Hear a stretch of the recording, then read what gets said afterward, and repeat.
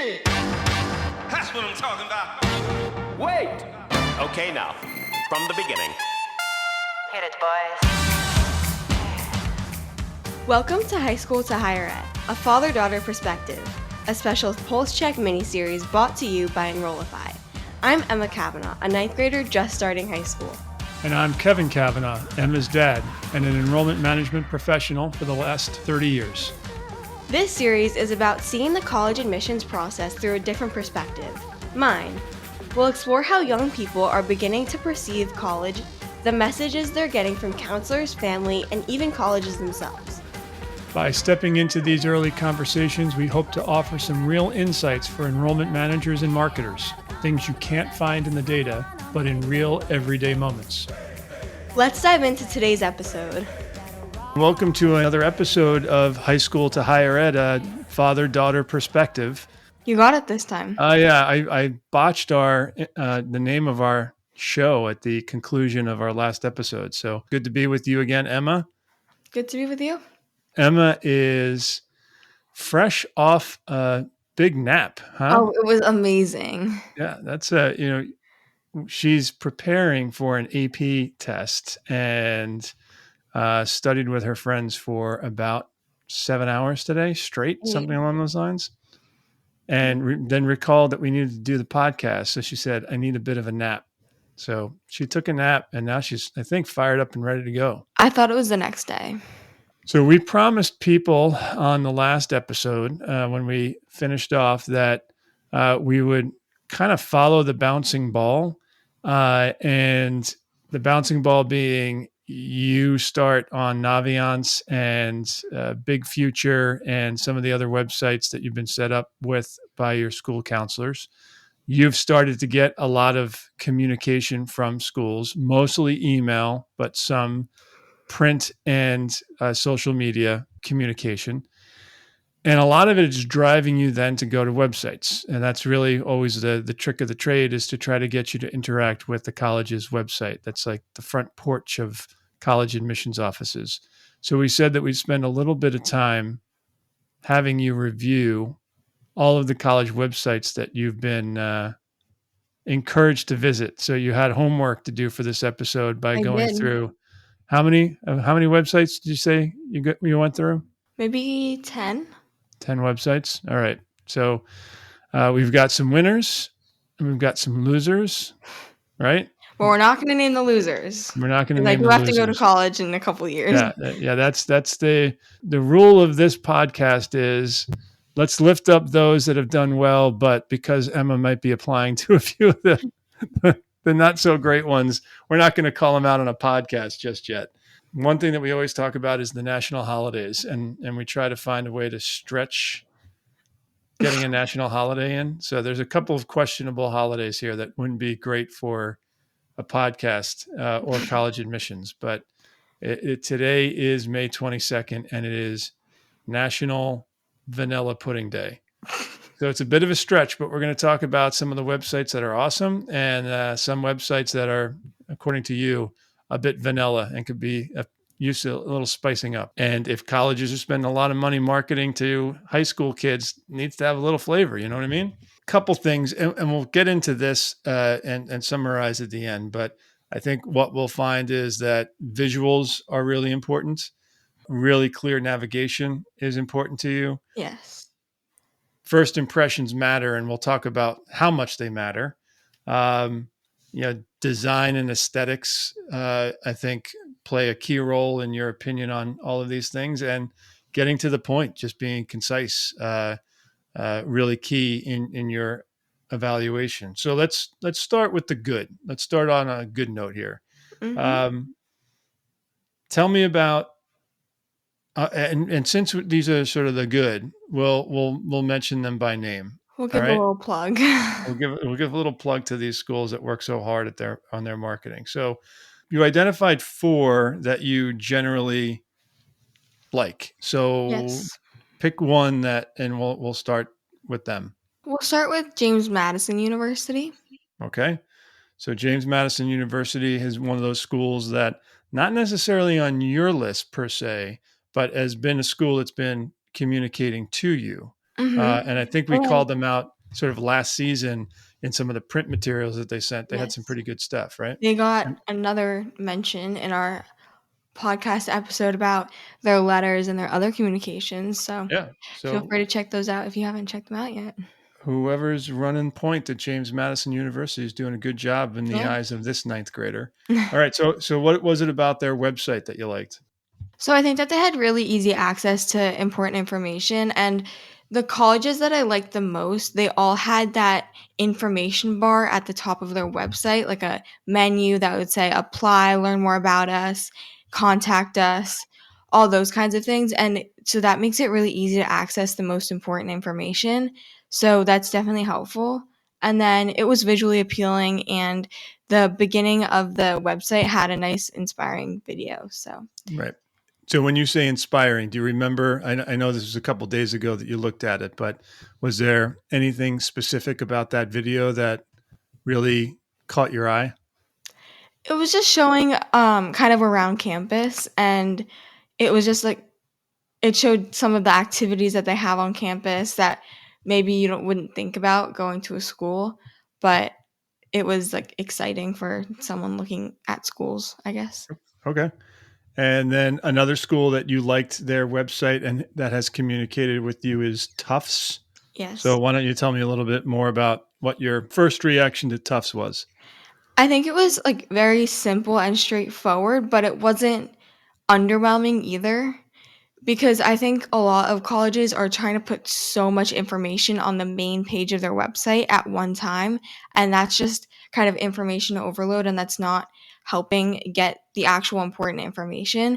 And so I think their website allowed easy access to information because they also had a bar at the top of their website, and it had a perfect balance of information on their first like page. It wasn't too underwhelming and it wasn't too overwhelming. University of Alabama. Yeah. I think I know why University of Alabama is on this list. I don't know it's necessarily a school that you're actively considering as a ninth grader, but for those listening, I don't think we talked about it too much in the last batch of episodes that we did, but you're very eager to be a journalist. Yeah. And if you've got a journalist that you're a fan of, it's Caitlin Collins from CNN. And Caitlin Collins went to University of Alabama. So you follow that Yeah. line of thinking. And, this is probably why Emma has spent some time on University of Alabama's website, which is why you've gotten some communications from them. But that is not why I chose to like it as one of the best. It wasn't Oh, biased. why? So tell me why. I liked the video. They had a video just like James Madison on the top of their website. And I just like the way that it's formatted. They don't have a bar at the top, but right under the video, they have options to schedule a tour, apply, donate, and just like some important information about athletics or just other things that you would need to know about the school. So I think that that's really helpful. And I do really like the videos at the top of the websites. Okay, so check out Alabama's videos. They resonate well with the ninth grader. And then the last one that you picked to highlight is the Nittany Lions of Penn State. So what was it about the Penn State website that caught your eye? It was very aesthetically pleasing. How My so? Like, what do you my mean by favorite that? color is blue, Oh, and the website's very blue, but it's very well organized. So that it's like there's not a lot at once, so also not information overload, but that also makes it aesthetically pleasing because it's just like all very nice and neat. Um, I guess it matters. You've got to do a website with your college's colors and your college's brand, yes, but it just goes. Go I ahead. do like them when they do websites that are mostly themed around their color. Yeah, and most do, but it just goes back to, something that I've always said that, the work of enrollment managers and enrollment marketers at the end of the day comes back down to the tastes of high school age students, which could be fickle. So like you said, I But like the Penn State website because it's my favorite color. Like, it's not just about it being my favorite color, but also it's hard to explain if you don't go on the website, but the whole website is just different shades of blue and a little bit of white. So it's mostly blue, and it makes me I like the way it looks, not even got because it's blue. If it was like red and it had a deep red, a light red, and a transparent red, that would also be just as good. you'll have to explain to me later what a transparent red is, but I guess your You know what takeaway I mean? is It's like see-through. translucent. That's the Um, word. but anyway, I think the takeaway is rich colors is what you like, and not a lot of white space. Yes. Okay. But also, it Um, can't be things being filled up so much by graphics. It's more just the use of the different colors, not information overload. Because I think the worst thing that a college website can be is like information and too much information. all right. Well, so let's pivot to some of the folks that we didn't call them losers in our notes. We said these websites need improvement. That's the Need kind improvement. of need improvement, but we're not going to mention the names of the schools. So, No. but we will try to. So we identified 3 or 4 here. I think 3. So you have, we share the notes.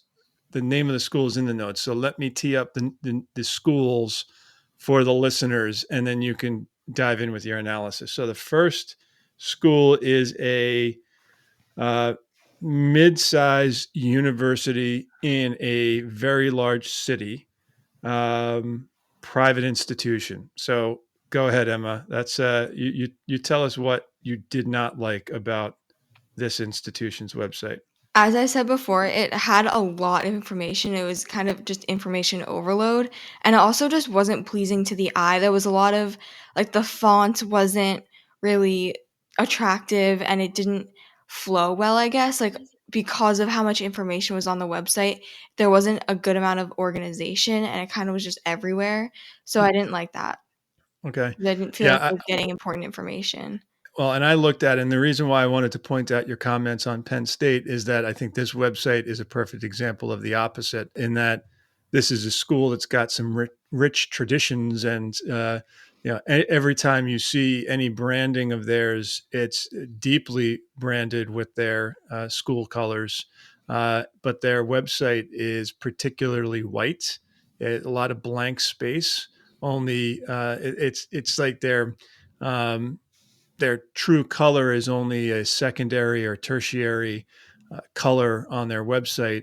They've used some iconography that look a little outdated, Mhm. and It looks like it choppy. looks outdated. Yeah. It doesn't look like well put together or nicely graphics or anything like that. It's just blurbs of text that are maybe the size of like your pointer finger and your thumb together. I don't know how to explain it because we're not like That's not. I don't think that's a font size. um I don't know. no, the So blurbs are this size. The it's blurbs. the blurbs are small or the blurbs are big. What are you trying to It's just say? it's just there's a lot of small blurbs of information that aren't organized into any graphics. They're just there. Okay, so they're like there's tiles of Yes. blocks of. That's a good way to explain it. Okay. So various blocks, peppered along the website with Point your lot finger to thumb. pinch your finger to thumb. Good luck with that, folks. All right. So the next institution is a private institution, mid-size university in another large city.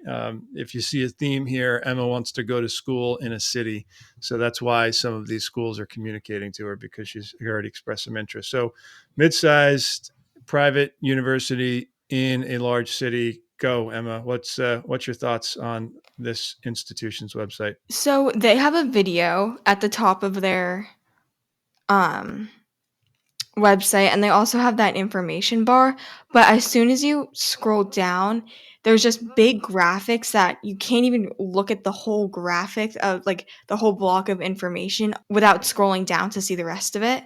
So it's just like really big. There's a lot of different things that aren't necessarily important. Tell me what you mean by information that's not, what did you just say? Information that's not helpful or relevant? Helpful. Explain that. It's just when I go onto a college website, I'm looking for some stuff about the college, about the campus, about the activities that they have. And they do have some of that, but they are kind of almost bragging about the things that they have, and they're ranking themselves based off, like, I don't know where they got the rankings from, but they're ranking themselves for all these different majors, which is kind of helpful, but I'm more looking for what do you have to offer for people that go to that major. So for me, journalism, do you have like a studio that we can do our own shows in and anchor our own shows? Or is there something else that you have for journalism? But they're just kind of showing how people are ranking them and their education, which isn't very helpful. And then they also have news and events, which I guess if you're a senior, that could be more helpful, but they don't really have much to do with being a high school student. It's more for people that would actually be going to the college. So I just think that there's information that can be taken out of here to make it less overwhelming. Well, I'm glad you raised this because what I noticed in that school's website is that it seems to me like it's part of the age-old debate on college campuses of what's the point of a website. So an enrollment marketer or an enrollment manager will say a website's primary function is to attract prospective students to the school. Other people on a college campus will say, no, it's important that we get a lot of information out there for prospective donors to digest, or, we want to get information out there to, boast our faculty's research and otherwise. And that, it's important that people see, what things our faculty and our students are doing in news feeds or things along those lines. So it gets into this debate. I would imagine that there was a discussion on the campus of how we wanted to format the website, and the enrollment people didn't win as much as they wanted to win relative to the other voices on the campus. And so more of the real estate of the website went to things that were not prospective student driven. So I did see a lot of news clippings about events that they've had on campus, speakers that they've had on campus, and they're not like brand name speakers that would be attractive to high school students. They were scholars in sub areas that might have been great for students in that major, but or potentially donors, but not something that really wows a young person like yourself. And then the last website is Performance School, number one, like a fine arts performing school. Really interesting that they got your information, because I don't believe anywhere that you've expressed any interest in doing anything relative to the fine No, arts. This is the same institution that we spoke about in some of our original. they wanted me to audition. Yeah, they wanted you to audition, and they were just probably the worst carpet bomber of emails, just constantly sent, sometimes 2 emails a day. So I guess I'm not terribly surprised that you put them in the needs improvement category, but do you have anything specific that you want to share about that website? Their website is very bare bones, very minimum. It doesn't look professional. They do have a video at the top of their website, but it's really just highlighting some of the work that has happened at the school since it's performing a performing arts school. So I guess if you're actually interested in going to a performing arts school, this might be helpful or exciting, but at least for me, it isn't. And then they do have the bar at the top, but after you scroll down, they just show events that are coming up, social media, different works, people that used to go to the school, which I don't think is very relevant to like the website itself, because I think that school should be able to prove that they're worthy of you going to their school without you needing to see who their alumni are that are like Oh, the top interesting. alumni. I just didn't like it overall based on those things. And it just didn't highlight the important information. It has it at the top, but it just didn't go into more depth about it underneath. It went into more depth about the events that they have coming up, which isn't really relevant to students in high school.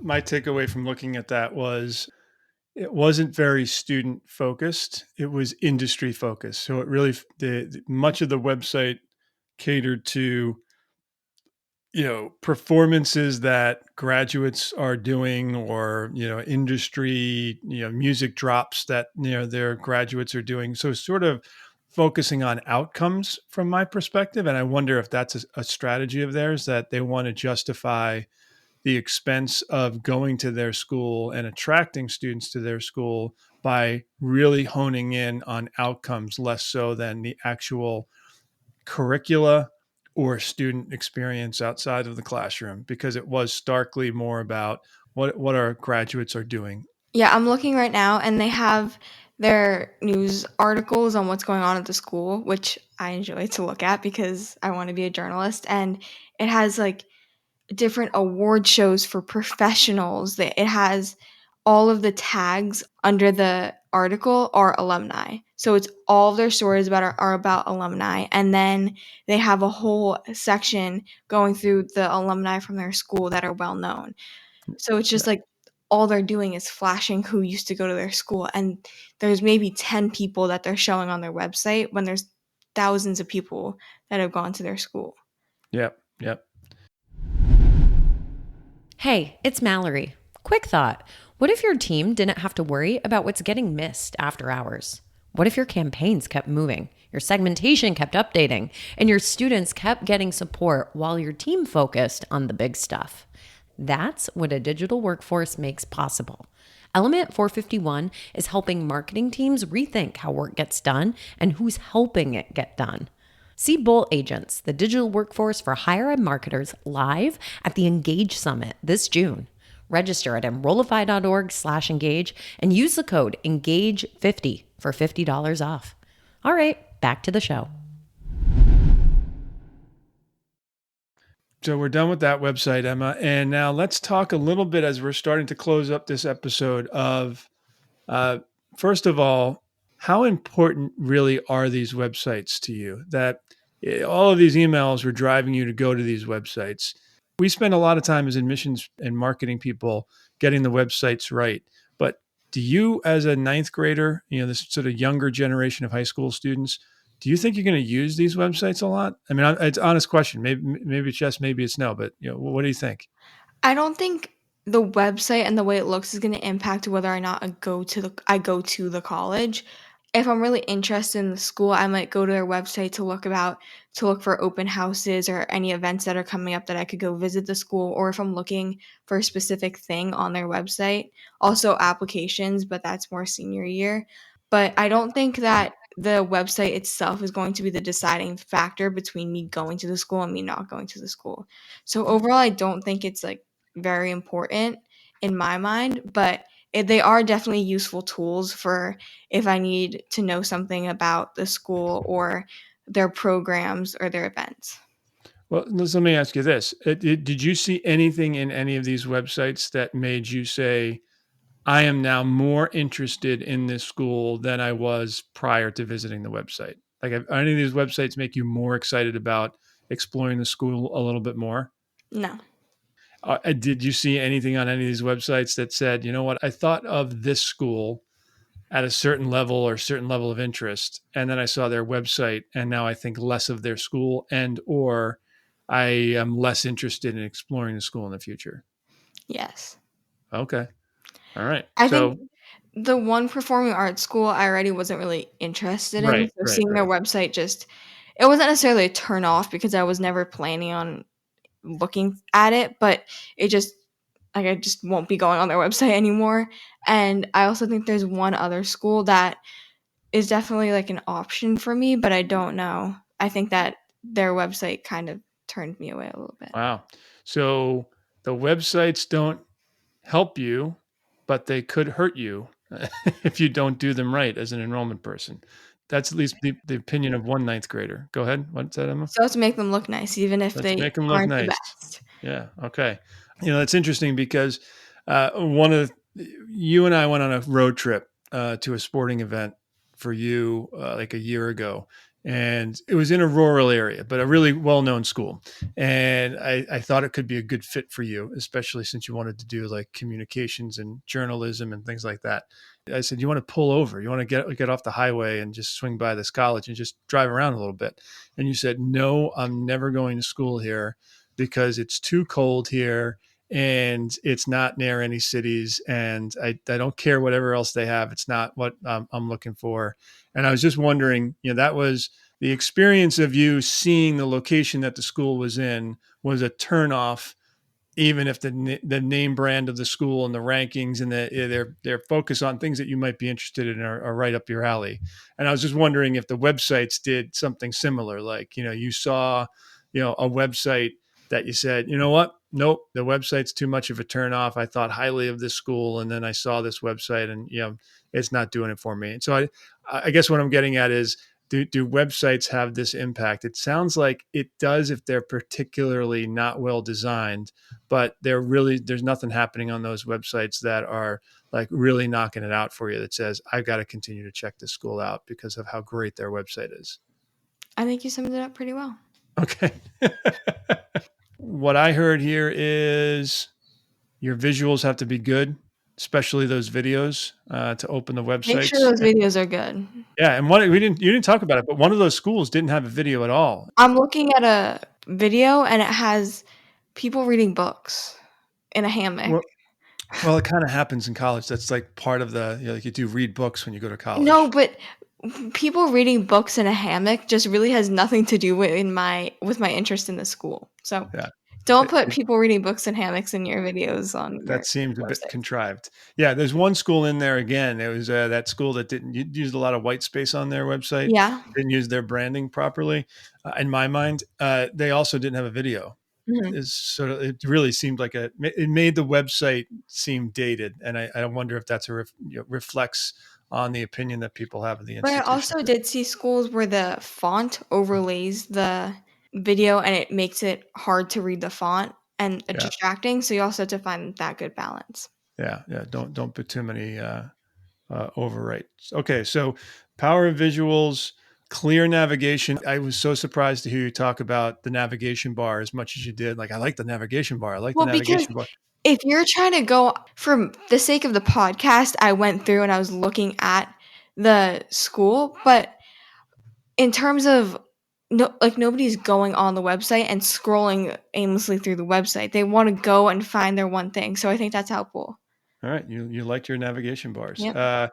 The first impressions, I think, had an impact, especially if there were poor first impressions. Too much information, not well thought out and laid out, is a real turnoff. You had a negative reaction on that. So encouraging folks to think through the ultimate design of the information that's on there so it makes sense for the audience, at least if the audience is a ninth grader or a high school student like yourself.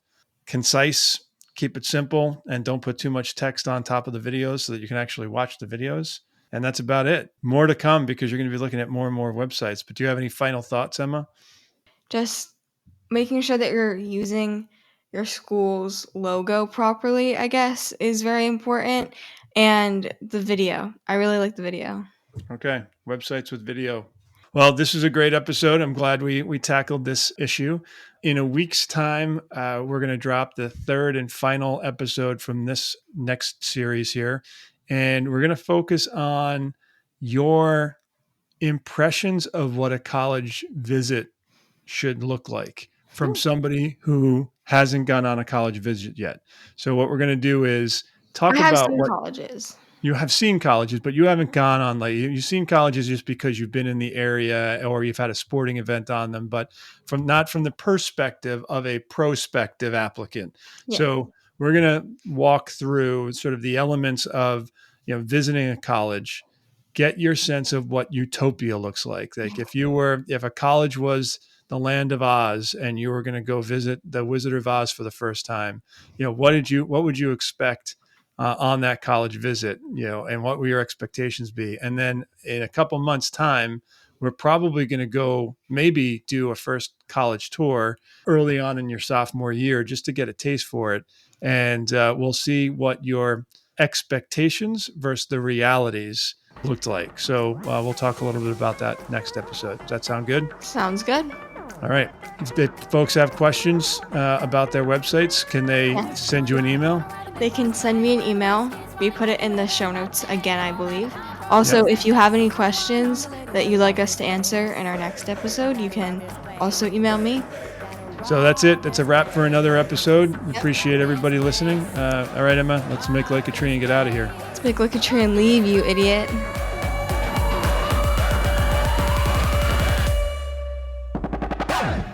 The Higher Ed Pulse is part of the Enrollify podcast network. If you like this podcast, chances are you'll like other Enrollify shows too. Our podcast network is growing by the month, and we've got a plethora of marketing, enrollment, and higher ed technology shows that are jam-packed with stories, ideas, and frameworks, all designed to empower you to be a better higher ed professional. Our show helps higher ed marketers and admission pros find their next big idea and features a selection of the industry's best as your hosts.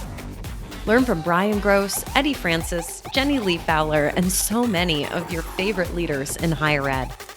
Enrollify is made possible by Element 451, the next generation AI student engagement platform, helping institutions create meaningful and personalized interactions with students. Learn more at element451.com.